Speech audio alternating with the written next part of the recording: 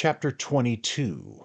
Mr. Pickwick journeys to Ipswich and meets with a romantic adventure with a middle-aged lady in yellow curl papers. "That 'ere your governor's luggage, Sammy?" inquired Mr. Weller of his affectionate son, as he entered the yard of the Bull Inn, Whitechapel, with a travelling bag and a small portmanteau. "You might have made a worser guess than that, old feller," replied Mr. Weller the younger, setting down his burden in the yard, and sitting himself down upon it afterwards. "The governor hisself will be down here presently." "He's a cabinet, I suppose," said the father. "Yes, he's a having 2 mile o' danger at 8d.," responded the son. "How's mother-in-law this morning?"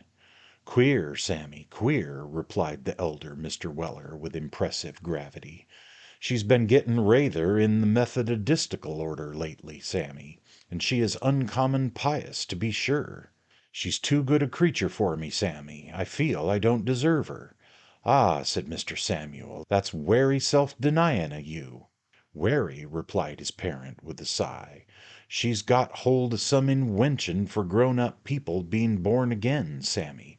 The new birth, I think they calls it. I should werry much like to see that system in haction, Sammy. I should werry much like to see your mother-in-law born again. Wouldn't I put her out to nurse?" "What do you think them women does t'other day?" continued Mr. Weller after a short pause, during which he had significantly struck the side of his nose with his forefinger some half-dozen times. "What do you think they does t'other day, Sammy?" "Don't know," replied Sam. "What?" "Goes and gets up a grand tea drinking for a feller they calls their shepherd," said Mr. Weller. "I was a standing staring in at the picture shop down at our place, when I sees a little bill about it. Tickets half-a-crown. All applications to be made to the committee. Secretary Mrs. Weller. And when I got home there was a committee a-sitting in our back parlor. 14 women. I wish you could ha' heard 'em, Sammy. There they was, a-passin' resolutions and wotin' supplies and all sorts o' games. Well, what with your mother-in-law a-worrying me to go, and what with my looking forward to seeing some queer starts if I did, I put my name down for a ticket. At 6 o'clock on the Friday evening I dresses myself out werry smart, and off I goes with the old woman, and up we walks into the fust floor, where there was tea things for 30, and a whole lot o' women as begins whispering to one another and looking at me as if they'd never seen a rayther stout gem'leman of 58 afore. By and by there comes a great bustle downstairs, and a lanky chap with a red nose and a white neckcloth rushes up and sings out, 'Here's the shepherd a-coming to wisit his faithful flock.' And in comes a fat chap in black, vith a great white face a-smiling away like clockwork. Such goings on, Sammy. 'The kiss of peace,' says the shepherd, and then he kissed the women all round, and when he'd done, the man vith the red nose began. I was just a-thinking whether I hadn't better begin to, specially as there was a werry nice lady a-sitting next me, ven in comes the tea, and your mother-in-law, as had been making the kittle boil downstairs. At it they went, tooth and nail. Such a precious loud hymn, Sammy, while the tea was a-brewing. Such a grace, such eating and drinking. I wish you could ha' seen the shepherd walking into the ham and muffins. I never see such a chap to eat and drink, never. The red-nosed man warn't by no means the sort of person you'd like to grub by contact, but he was nothing to the shepherd.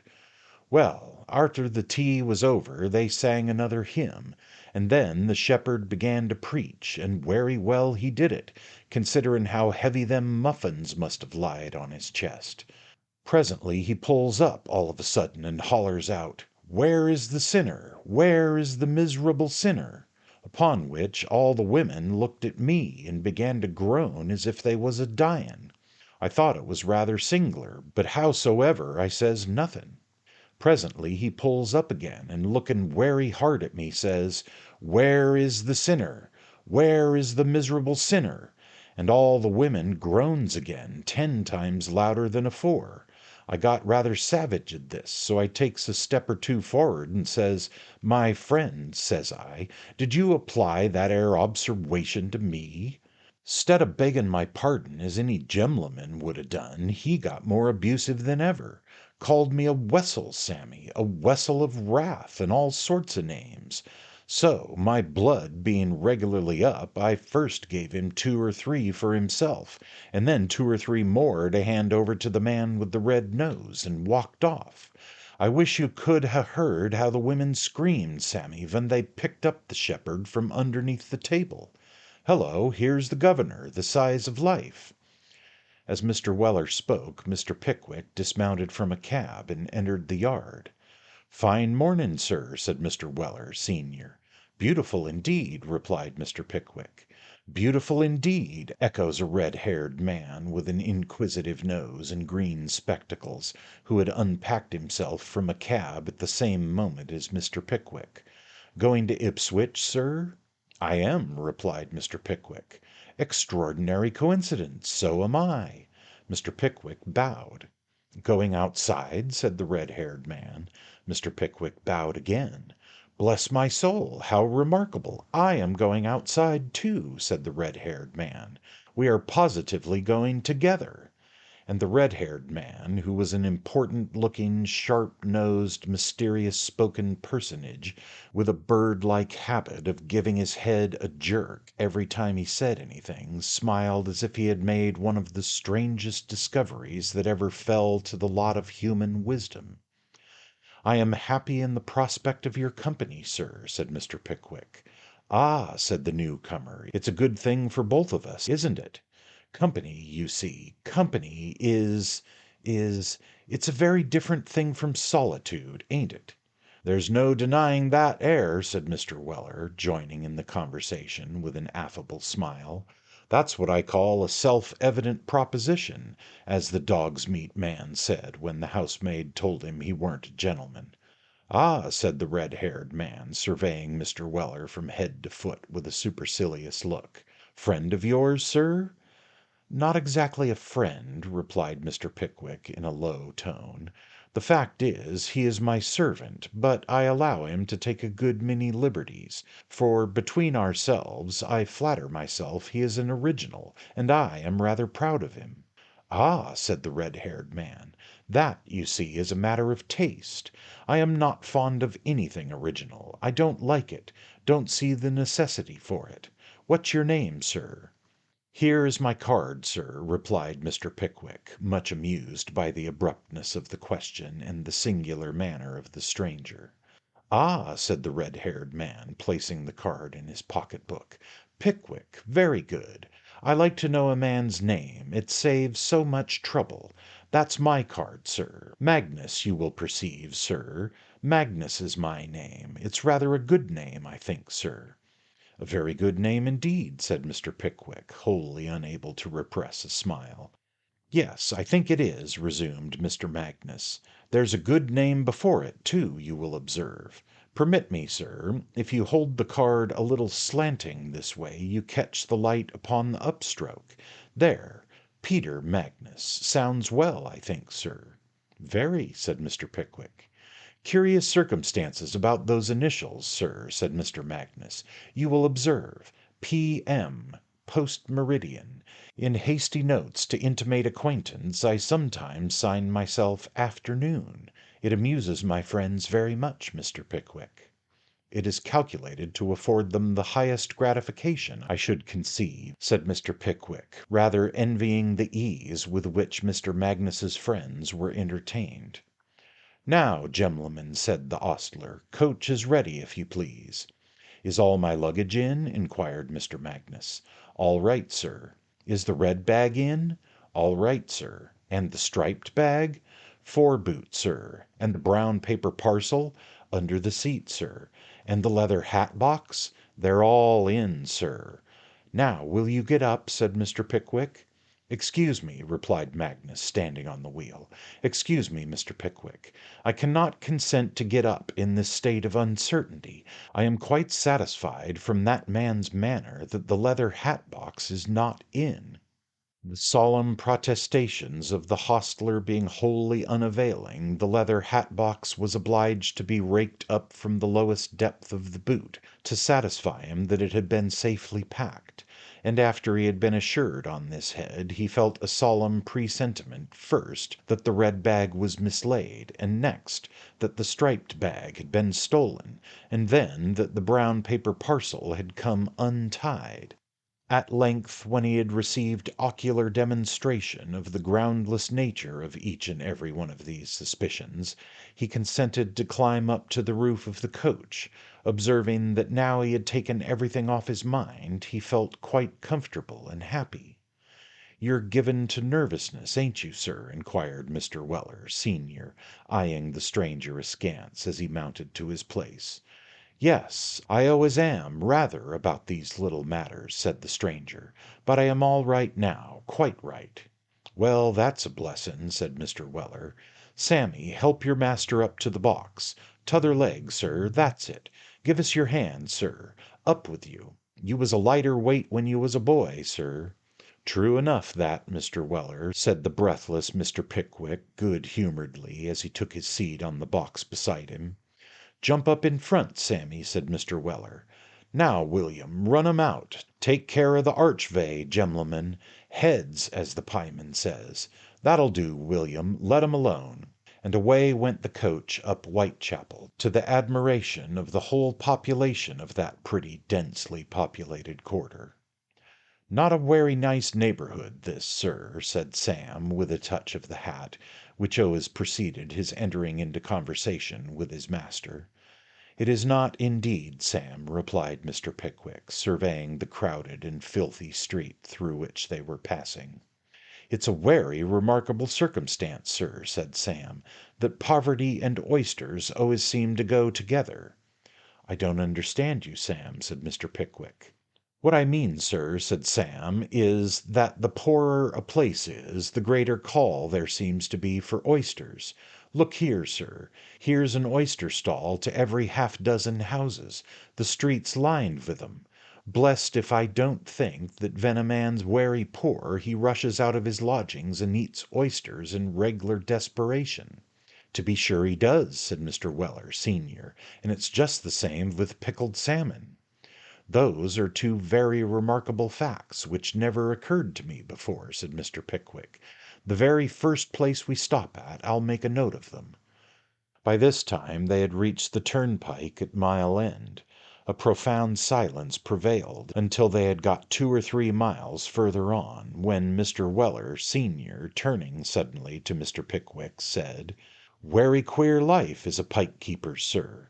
"A what?" said Mr. Pickwick. "A pike keeper." "What do you mean by a pike keeper?" inquired Mr. Peter Magnus.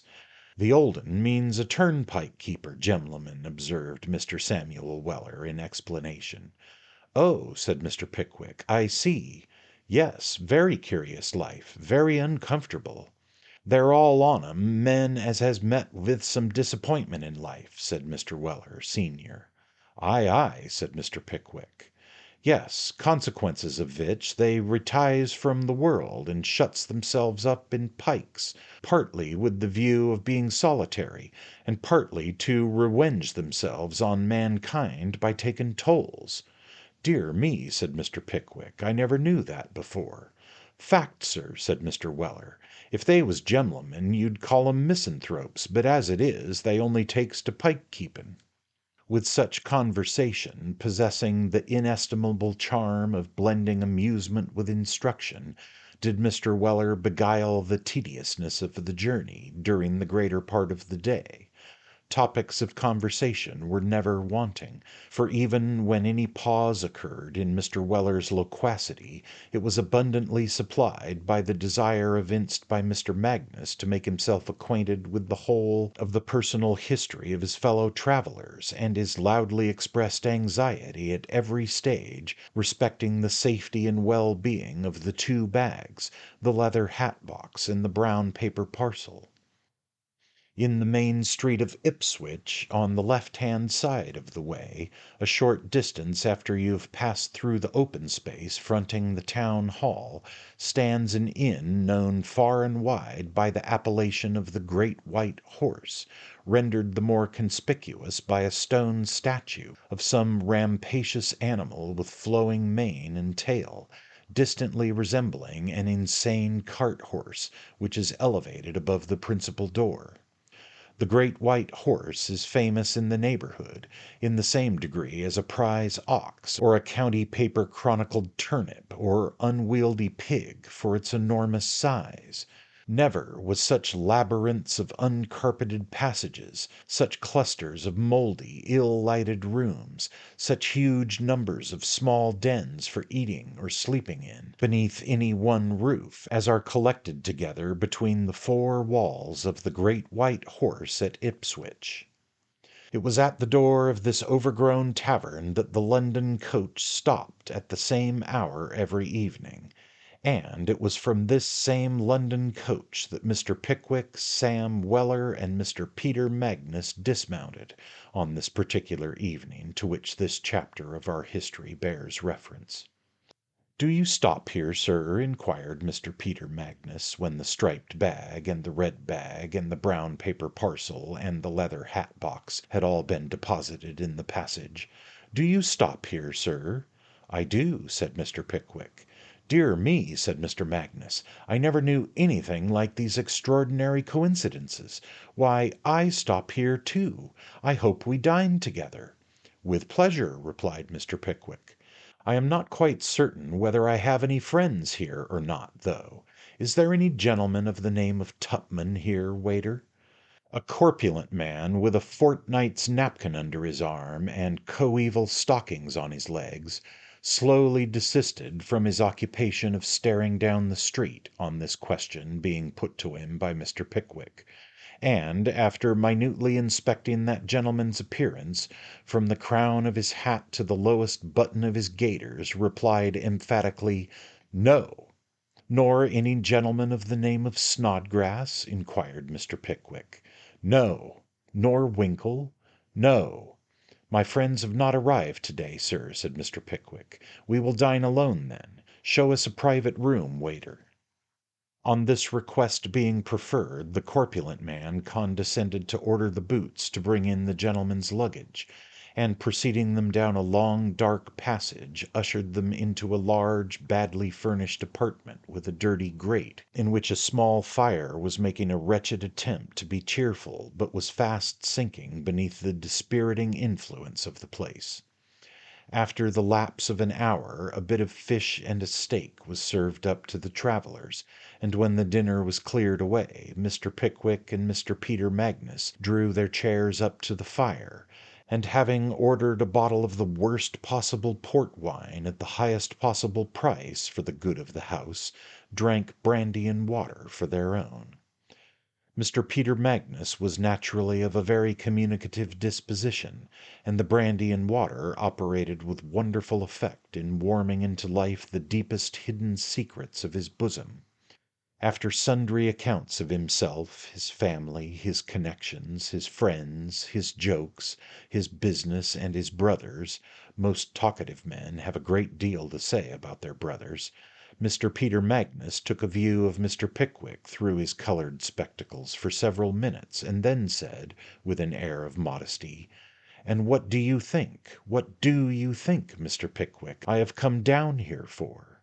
"Upon my word," said Mr. Pickwick, "it is wholly impossible for me to guess. On business, perhaps."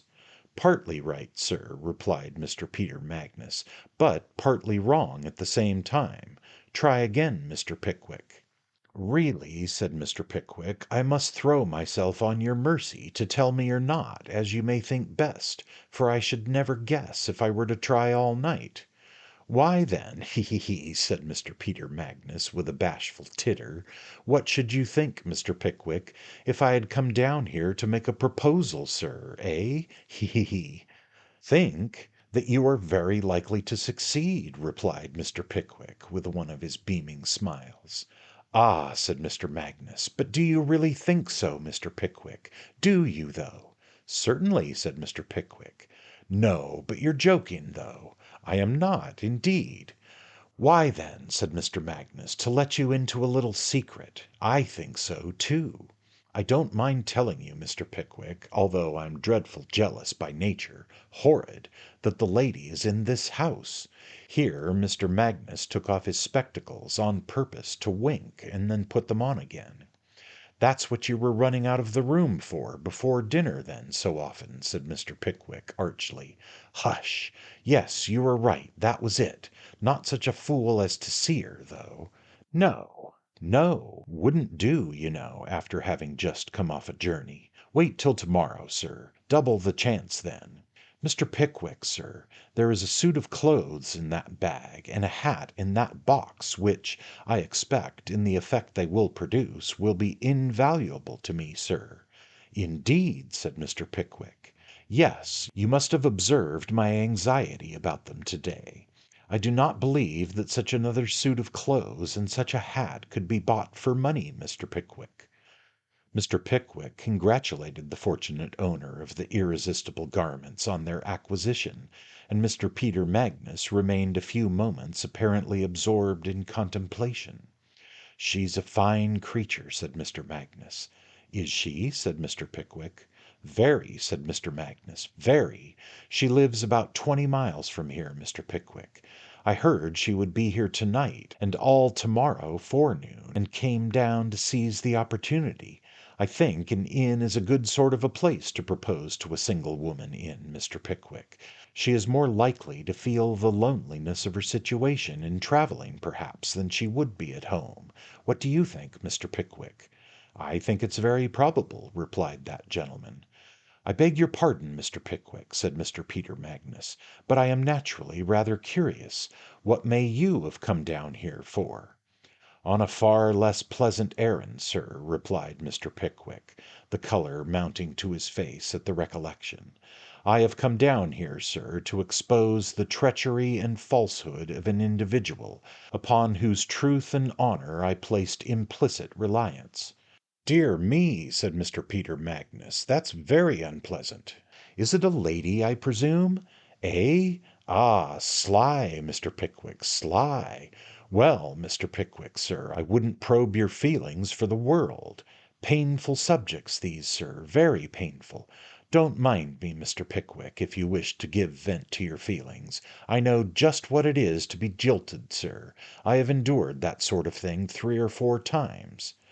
"I am much obliged to you for your condolence on what you presume to be my melancholy case," said Mr. Pickwick, winding up his watch and laying it on the table. "But—" "No, no," said Mr. Peter Magnus, "not a word more. It's a painful subject. I see, I see. What's the time, Mr. Pickwick?" "Past 12.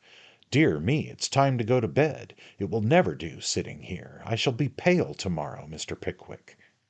At the bare notion of such a calamity, Mr. Peter Magnus rang the bell for the chambermaid, and the striped bag, the red bag, the leathern hat box, and the brown paper parcel having been conveyed to his bedroom, he retired in company with a japanned candlestick to one side of the house, while Mr. Pickwick and another japanned candlestick were conducted through a multitude of tortuous windings to another. "This is your room, sir," said the chambermaid. "Very well," replied Mr. Pickwick, looking round him. It was a tolerably large, double-bedded room, with a fire. Upon the whole, a more comfortable looking apartment than Mr. Pickwick's short experience of the accommodations of the Great White Horse had led him to expect. "Nobody sleeps in the other bed, of course," said Mr. Pickwick. "Oh, no, sir." "Very good. Tell my servant to bring me up some hot water at 8:30 in the morning, and that I shall not want him any more to-night." "Yes, sir." And bidding Mr. Pickwick good night, the chambermaid retired and left him alone. Mr. Pickwick sat himself down in a chair before the fire and fell into a train of rambling meditations. First he thought of his friends, and wondered when they would join him. Then his mind reverted to Mrs. Martha Bardell, and from that lady it wandered by a natural process to the dingy counting house of Dodson and Fogg. From Dodson and Fogg's it flew off at a tangent to the very centre of the history of the queer client, and then it came back to the Great White Horse at Ipswich with sufficient clearness to convince Mr. Pickwick that he was falling asleep. So he roused himself and began to undress, when he recollected he had left his watch on the table downstairs. Now this watch was a special favourite with Mr. Pickwick, having been carried about beneath the shadow of his waistcoat for a greater number of years than we feel called upon to state at present. The possibility of going to sleep, unless it were ticking gently beneath his pillow, or in the watch pocket over his head, had never entered Mr. Pickwick's brain. So, as it was pretty late now, and he was unwilling to ring his bell at that hour of the night, he slipped on his coat, of which he had just divested himself, and taking the japanned candlestick in his hand, walked quietly downstairs. The more stairs Mr. Pickwick went down, the more stairs there seemed to be to descend, and again, when Mr. Pickwick got into some narrow passage and began to congratulate himself on having gained the ground floor, did another flight of stairs appear before his astonished eyes. At last he reached a stone hall, which he remembered to have seen when he entered the house. Passage after passage did he explore, room after room did he peep into. At length, as he was on the point of giving up the search in despair, he opened the door of the identical room in which he had spent the evening, and beheld his missing property on the table. Mr. Pickwick seized the watch in triumph, and proceeded to retrace his steps to his bedchamber. If his progress downward had been attended with difficulties and uncertainty, his journey back was infinitely more perplexing. Rows of doors, garnished with boots of every shape, make, and size, branched off in every possible direction. A dozen times did he softly turn the handle of some bedroom door which resembled his own, when a gruff cry from within of "Who the devil's that?" or "What do you want here?" caused him to steal away on tiptoe with a perfectly marvellous celerity. He was reduced to the verge of despair when an open door attracted his attention. He peeped in. Right at last! There were the two beds, whose situation he perfectly remembered, and the fire still burning. His candle, not a long one when he first received it, had flickered away in the draughts of air through which he had passed, and sank into the socket as he closed the door after him. "No matter," said Mr. Pickwick. "I can undress myself just as well by the light of the fire." The bedsteads stood one on each side of the door, and on the inner side of each was a little path, terminating in a rush-bottomed chair, just wide enough to admit of a person's getting into or out of bed on that side, if he or she thought proper.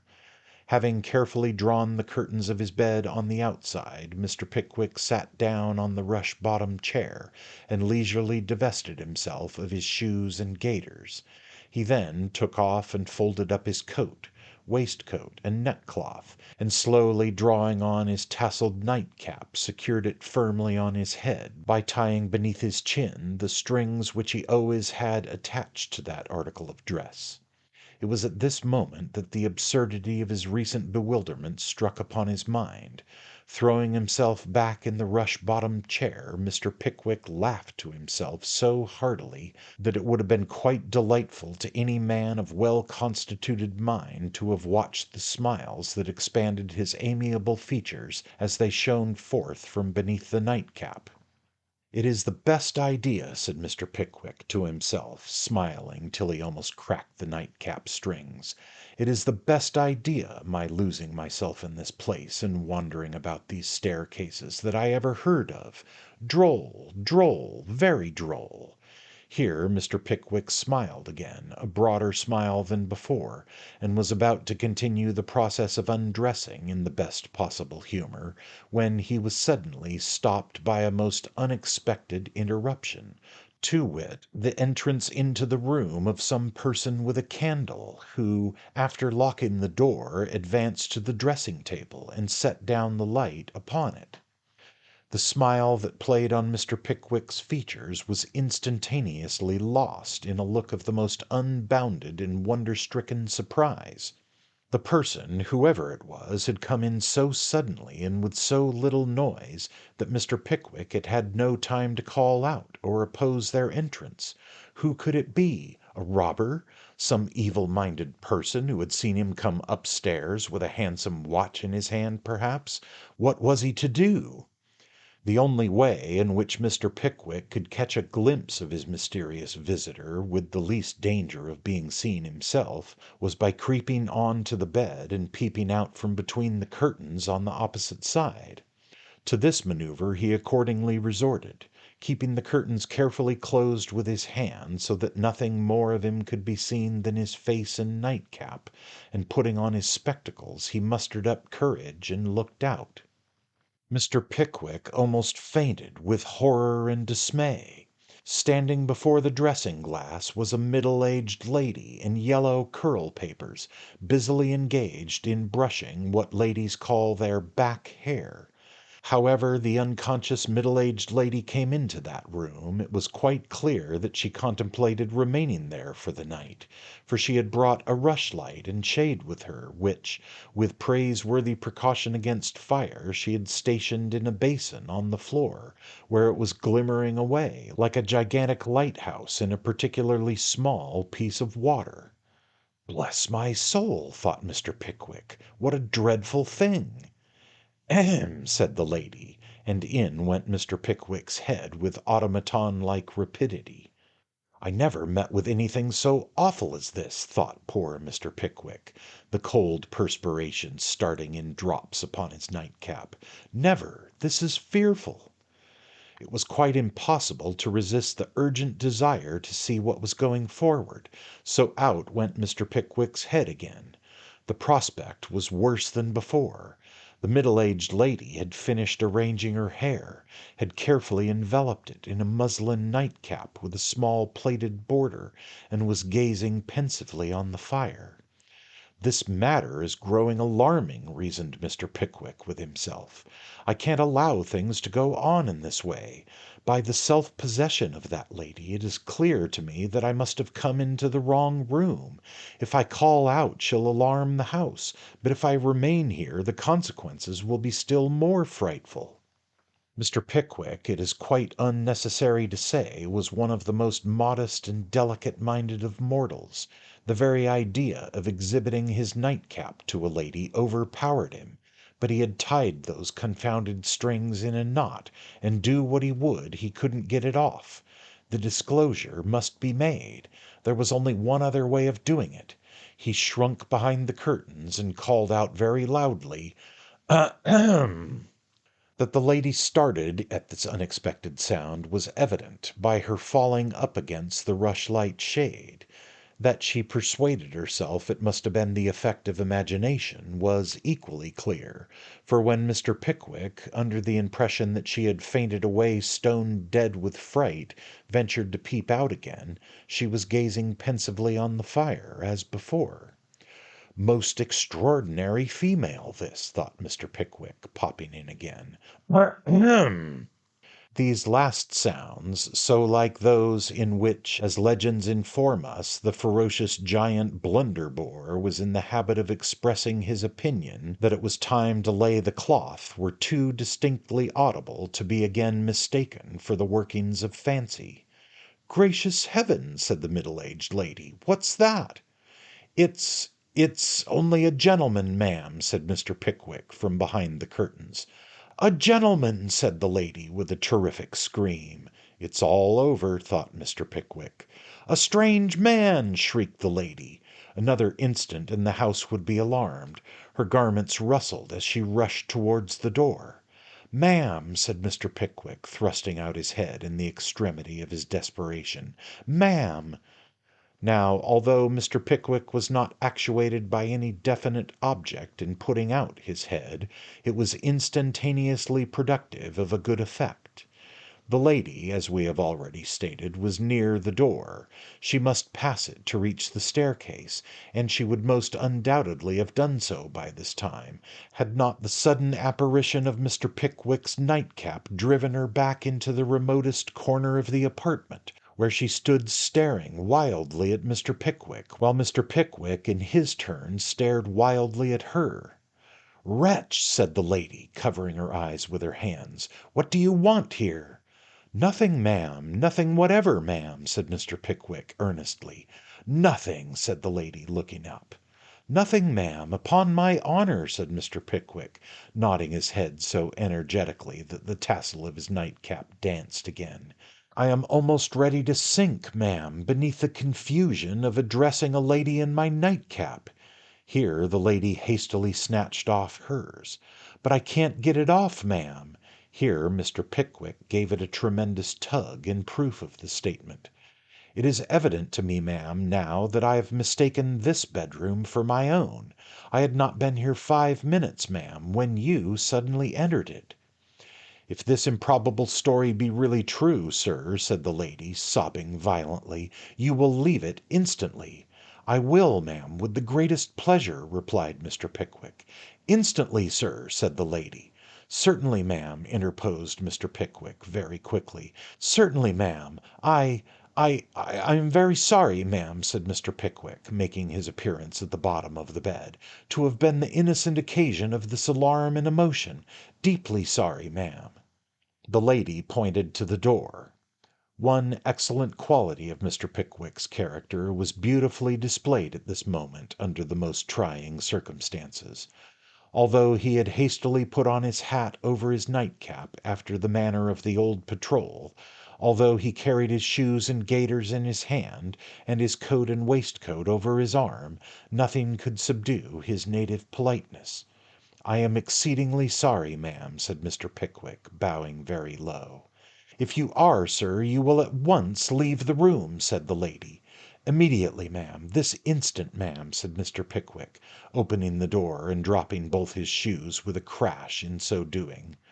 "I trust, ma'am," resumed Mr. Pickwick, gathering up his shoes and turning round to bow again, "I trust, ma'am, that my unblemished character and the devoted respect I entertain for your sex will plead as some slight excuse for this—" But before Mr. Pickwick could conclude the sentence, the lady had thrust him into the passage and locked and bolted the door behind him.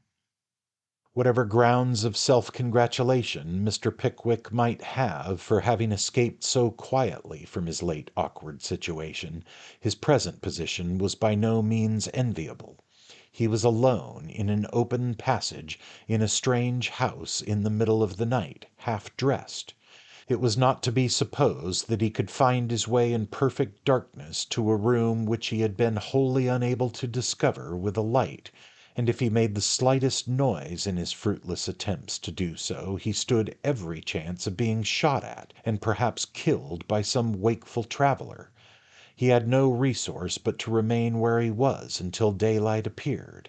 So, after groping his way a few paces down the passage, and, to his infinite alarm, stumbling over several pairs of boots in so doing, Mr. Pickwick crouched into a little recess in the wall to wait for morning as philosophically as he might. He was not destined, however, to undergo this additional trial of patience, for he had not been long ensconced in his present concealment when, to his unspeakable horror, a man bearing a light appeared at the end of the passage. His horror was suddenly converted into joy, however, when he recognized the form of his faithful attendant. It was indeed Mr. Samuel Weller, who, after sitting up thus late in conversation with the Boots, who was sitting up for the mail, was now about to retire to rest. "Sam," said Mr. Pickwick, suddenly appearing before him, "where's my bedroom?" Mr. Weller stared at his master with the most emphatic surprise, and it was not until the question had been repeated 3 several times that he turned round and led the way to the long-sought apartment. "Sam," said Mr. Pickwick, as he got into bed, "I have made one of the most extraordinary mistakes to-night that ever were heard of." "Wery likely, sir," replied Mr. Weller, dryly. "But of this I am determined, Sam," said Mr. Pickwick, "that if I were to stop in this house for 6 months, I would never trust myself about it alone again." "That's the wery prudentest resolution as you could come to, sir," replied Mr. Weller. You rayther want somebody to look arter you, sir, when your judgment goes out a wisitin." "What do you mean by that, Sam?" said Mr. Pickwick. He raised himself in bed, and extended his hand as if he were about to say something more, but suddenly checking himself, turned round and bade his valet good night. "Good night, sir," replied Mr. Weller. He paused when he got outside the door, shook his head, walked on, stopped, snuffed the candle, shook his head again, and finally proceeded slowly to his chamber, apparently buried in the profoundest meditation.